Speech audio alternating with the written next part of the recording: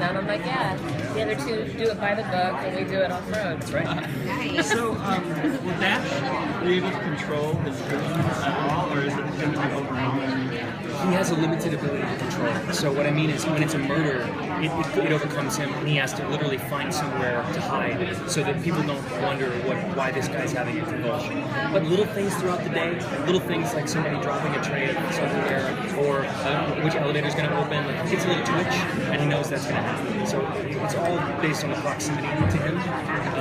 And there are moments in the show where I have to revisit my vision in order to sort of continue the journey of solving the crime. So there's a little bit of control, but not a lot. The producers talked about, and if I could ask you to speak up a little bit because it's loud. Okay. Yes. The producers talked about meeting with experts on what technology is going to be like at that point. How did that impact what you did? What did you think of what they were looking at? I mean, we have a lot of really interesting things. Like on the smaller side, there was a selfie drone, which is actually something that's being created right now, where you'll see in the show it comes off of a kid's wrist and goes up in the air and takes pictures, like selfies of all these kids.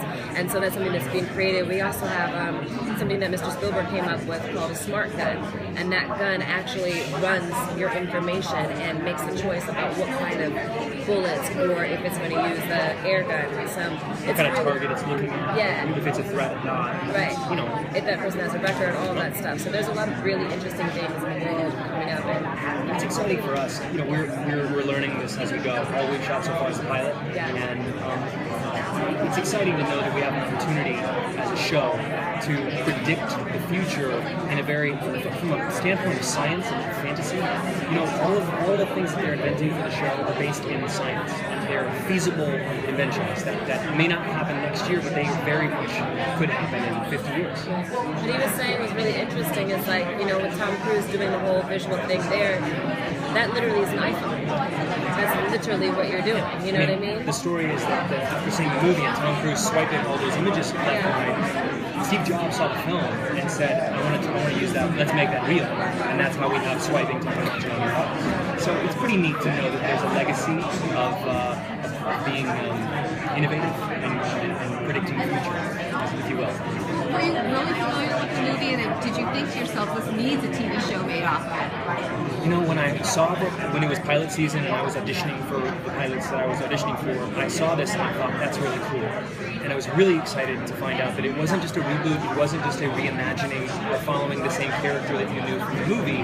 It follows, and it's not something completely different, it follows sort of the background characters, you know, which I always love. And so I would say it's a sequel, it's more of a spin-off in a way, you know.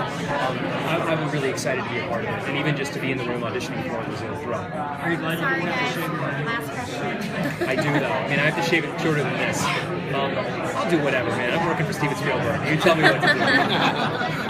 Thank you guys so much. Thank you.